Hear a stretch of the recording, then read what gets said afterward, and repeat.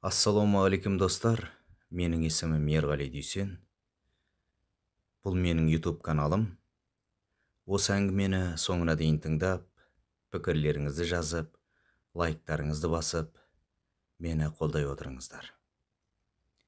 Әр нәрсенің бір қайыры бар. Асқар қарапайым отбасында өмірдің жоқшылығын көріп, тарығып өскен жігіт. Бұл күнде үйленіп, үйлі жайлы болып, өзде әке болып отырған жайы бар. Өзі көріп өскен азапты өмірдің дәмін перзенттеріне сездірмеу үшін күн-түн демей аянбай еңбек етуде. Келіншегі Айнұр да өзі секілді аз қамтылған отбасыдан шыққан қыз. Жастайынан ата-анасы еңбекке баулып өсіргендіктен қолынан келмейтін ісі жоқ. Тігісті де тігеді, бақшаны да егеді. Хамит пен Назым ұлы мен келінінің өз күндерін өзі көре алатынына көздері жеткен соң, олардың еншісін беріп, үлкен ұлы мен келінді қолдарында алып қалды.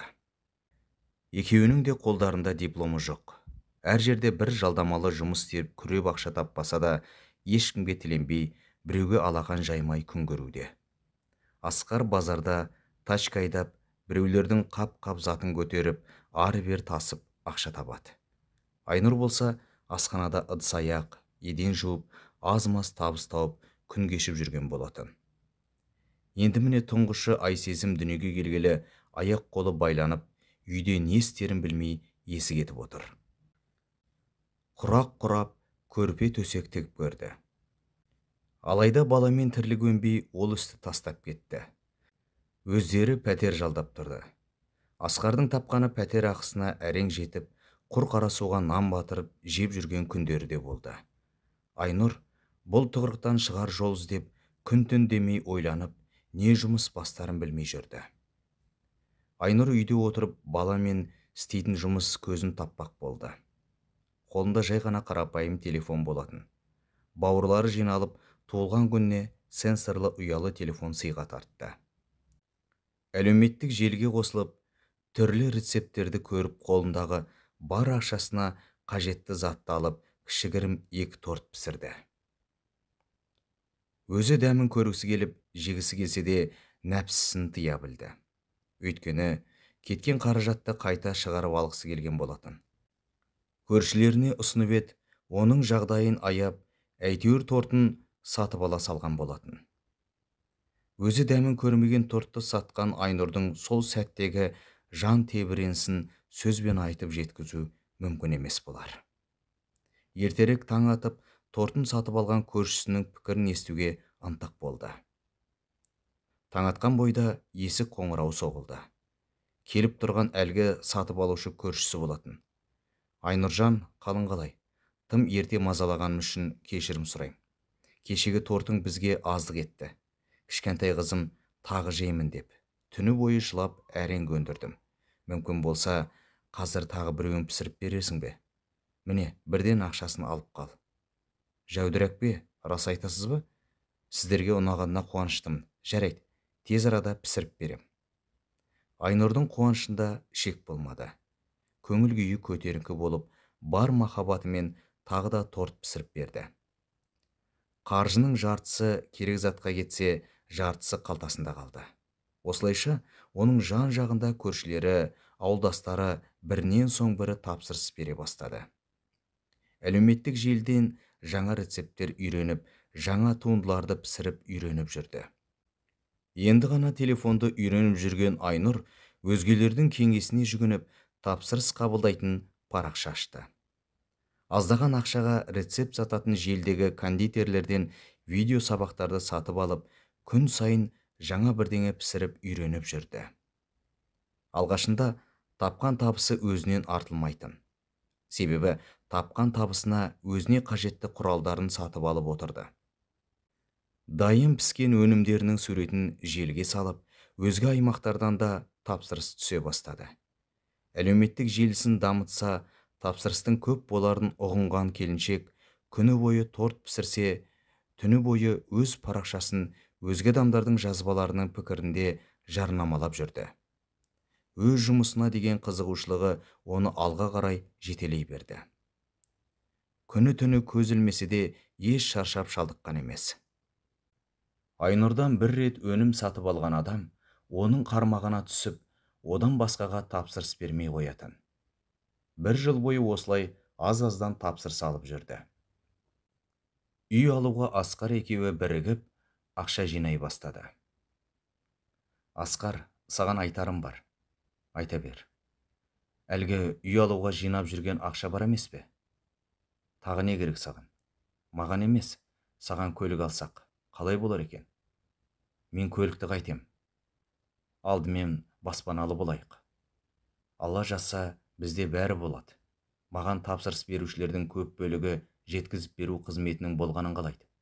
Көлік алып, өнімдерді жеткізіп, әрі арасында таксист болсаң, жақсы емес пе? Қашанға дейін жүк тасып қиналып жүресің. 500 мыңға қандай көлік береді? Ол ақша жетпейді. Көлік алу үшін тағы 1 жыл ақша жинау керек. Мен саған су жаңа салоннан көлік ал деп тұрған жоқпын ғой. Ескілеу немесе жүрмей тұрған көлік алып, өзің жөндеп ал. Ауылда талай адамның көлігін жөндеуші едің ғой. Кейде бар ғой, осы сенің басың қатты істеп кетеді. Дұрыс айтасың, өзімнің қолымнан келеді ғой. Ендеше ертең іздестіріп көрейін. Асқар әйелінің тапқырлығына қуана кетіп, бетінен шөлпілдетіп сүйіп алды. Екеуі де мәз болып, тәтті ұйқыға батты. Асқар ертемен оянып, құлшынып, көлік іздеуге кірісіп кетті. Іздегені көп ұзамай алдынан шығып, авария болып бұзылып жатқан ауылдасының Дево Nexia көлігін 500 мыңға сатып алды. Бүкіл моторын бәрін ашып, шашып, 1 апта бойы майға батып, өзі жөндеп жүргізді. Құралдарға қажет ақшаны әкесі мен ағасы көмек ретінде берді. Айнұр еш ойланбастан өзге аймақтардан тапсырыс қабылдап, Асқар оны жеткізіп беріп, ары-бері таксиде болып жүрді. Жүк тасып, арба айдаған күндерге қарағанда жұмысы жеңілдеп, табысы 2 есе көбейді. Әне міне дегенше ай сезім жүгіріп жүріп, ары-бері тынбай ойнап, Айнұрға кедергі болғандықтан ата-әжесінің қолына беріп жіберді. Үлгер алмаған күндері Асқар арланбай ер адам бола тұра ыдыс-аяқтарын жуып, келіншегіне көмектесіп жүрді. Торттардан бөлек той дастарханына қойылатын самса, құймақ, бауырсақ, қуырылған тұшпара, ұзын сөздің қысқасы, дастарханға қойылатын астың бәріне тапсырыс қабылдап жүрді. Үлгер алмай, жанына сіңілісін көмекке шақырды. Сонда да үлгер алмай, ата-енесінің қолындағы абысыны да келіп көмектесіп, ақша алмаса да пісірілген заттардан ата-енесі мен бала шағасына алып кетіп жүрді. Бәрінің де тілеуі бір, Асқар мен Айнұрдың баспаналы болуы болатын. Бір күні әдем келген жас келіншек күлімдеп кіріп келді. Айнұр әпке, сіз боласыз ба? Я, маған 500 адамдық тойдың дастарханына қойылатын тәттілер мен самса, бауырсақ керек еді. 500 адам дейсіз бе? Я, менде тойхананың жазып берген тізімі бар. Көріп қанша болатын есептеп бересіз бе? 10 килограмм бауырсақ, 15 килограмм тұшпара. Торт 4 түрінен, әр қайсынан 150 данадан. Осы секілді тізілген тізімді оқып, Айнұрдың жүрегі аузына тығылып, көздері шарасынан шығып кете жаздады. Жасап бере аласыз ба? Әрине, даусы дірілдеп әрең жауап берді. Бағасын есептеп берсеңіз, жарты ақшасын тастап кетейін. Қалғанын тойханаға әкеліп берген кезіңізде қолыңызға ұстатамын. Қазір осында күте тұрыңыз. Айнұр ас үйіне әрең жетіп, 1 стақан мұздай суды ішіп, әрең ес жинады. Өйткені бұрын соңды мұндай үлкен көлемде тапсырыс алып көрмеген. Қуаныштан тіпті көз жасын сығып алды. Калькулятор алып шығып, бәрін есептеп, 2 қағазға жазып, бірін самалға, тапсырыс берушінің есімі. Жалпы сумасы 150 мың болды. Қате есептеп тұрсыз ау? Жоқ, бәрін дұрыс есептедім. Неге онда 30 мың кем болып тұр? Түсінбедім. Мен негізі өзім шамамен есептегенімде 180 мың болған еді, ал сіз 150 мың дейсіз. Я, сіз көп мөлшерде тапсырыс бергеніңізден соң бағаларын түсіріп есептедім. Неге олай еттіңіз? Өзіңізге не қалады сонда? Ол жағынан алаңдамаңыз. Самал еш ойланбай сөмкесінен 100 мың теңгені алып Айнұрға тастап кетті. Айнұрмен қоса сіңілісі абысыны да қуанып, дереу дайындық жұмыстарына кірісіп кетті. Түні бойы көз ілмей бәрін дайындап, таңға жақын 1 сағат қана көз ілді. Таңертең ерте тұрып, бәрін пісіріп жатқанда, Ланд-Крузер келіп, есігінің алдына тоқтады. Ішінен орта жастағы әйел түсіп, дауыстап Айнұрды шақыра бастады. Сәлеметсіз бе, келіңіз. Айнұр деген сен бе? Иә, мен. Тапсырыс берейін деген бе едіңіз? Әрине, сол үшін келіп тұрған жоқпын ба? Ішке кіріңіз. Біреудің тапсырысын орындап жатыр едім. Қалай боларын өз көзіңізбен көріңіз. Айнұр жүгіріп жүріп, піскен заттарының бәрінен тарелкаға салып алып келді. Айзат, тапсырыс берушінің есімі. Бәрін түгел жеп көріп, әңгімеге көшті. Маған осының бәрі керек. 500 сиыр етімен, 500 тауық етімен, 500 картошкамен самса керек. Сосын тағы арғарай бәрін тізіп айтып шықты. Бұл тапсырыс дайындап жатқан тапсырысынан 2 есе көп еді. Айнұрдың қуанғаны сонша, төбесі көкке бір елі жетпегендей сезімде болды. 300 мың теңгені бір күнде табам деген ой оның түсіне де кірмеген болатын. Мен саған қазір 5000 теңге тастап кетейін. Қалғанын тойханаға жеткізіп бергенде аласың. Бірақ 5000 аз емес пе? Мен қажетті өнімдерді сатып алуым керек қой. Сіңілім, барым осы боп тұр. Жарайды онда.